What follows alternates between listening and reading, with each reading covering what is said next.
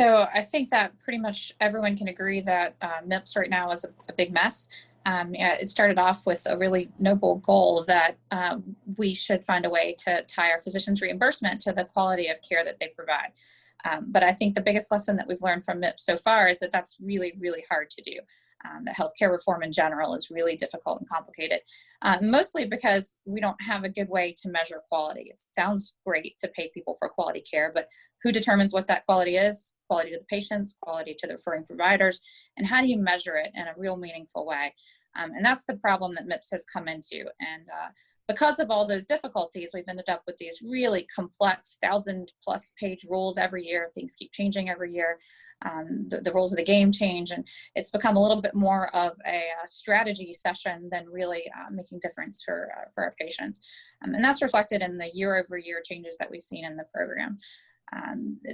There's been a lot of criticisms of MIPS because of its complexities and a lot of changes in the last couple of years to try to simplify it. But at the end of the day, it's still a program that it's hard to say whether we're actually making a difference.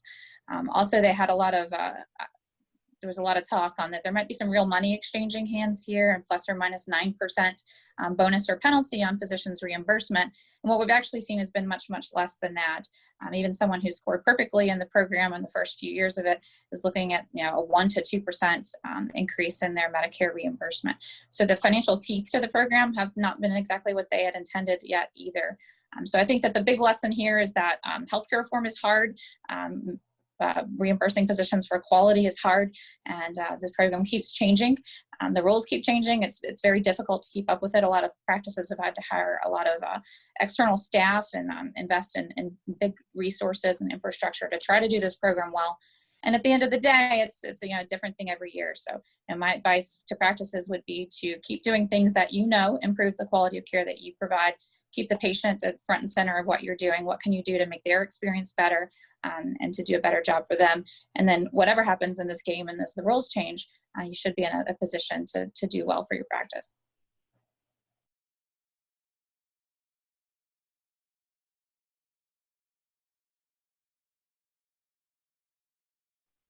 So there are a couple of things that CMS did related to the pandemic to help providers out during the COVID pandemic. They did recognize that physicians are busy doing a million things other than checking boxes and trying to report quality measures on things that may or may not be relevant to their practice. So for 2019, which the data's already been submitted, they allowed physicians to be exempt from submitting data to MIPS if they chose to be. For 2020, you have to elect to be exempt.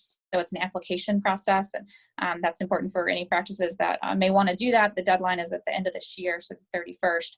If you think that you are going to not be able to submit the data to MIPS that you need to get a good score, you apply for an exemption. And you can do that in any of the 4 performance categories.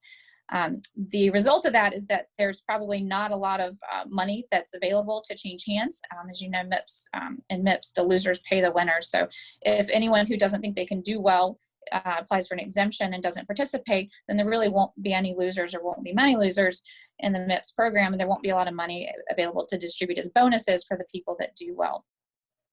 That being said, there's still a $500 million exceptional performance bonus money pool, and that will be distributed over the people that perform. So I've had practices ask me whether or not they should just take the exemption and not worry about it this year, or whether they should continue to participate in MIPS. And in general, I say that if you can do it and it's something that you've ingrained in your practice and you're used to doing it, then go ahead and submit your measures, and you may get some small percentage of that bonus pool money. If it's just too much for you and you have other things that you're concentrating on for your practice, then you can take a year off without any penalty from Medicare. Also for 2020, CMS is going to give an extra complex patient bonus. There's always a 5-point complex patient bonus, but for 2020, they've increased it to 10 points to account for the additional work and resources required in taking care of COVID patients. One other thing that they've done in response to the pandemic is that they're going to use current year benchmarks for the quality measures, so that in case a lot of people don't submit measures for 2019 because they're exempt, they don't really know how to benchmark those. So they're going to use 2021 benchmarks for the 2021 performance year. The problem with that is that it's going to be really difficult to predict what your score is because you don't know what you're being measured against. So they have a lot of kind of kinks to work out based on the couple of years that physicians may or may not take off from the pandemic. But I think the take-home point here is that if you're watching this video and your practice wants to be exempt from any of the performance categories that radiologists have to submit for 2020, they need to submit their application by the end of this year.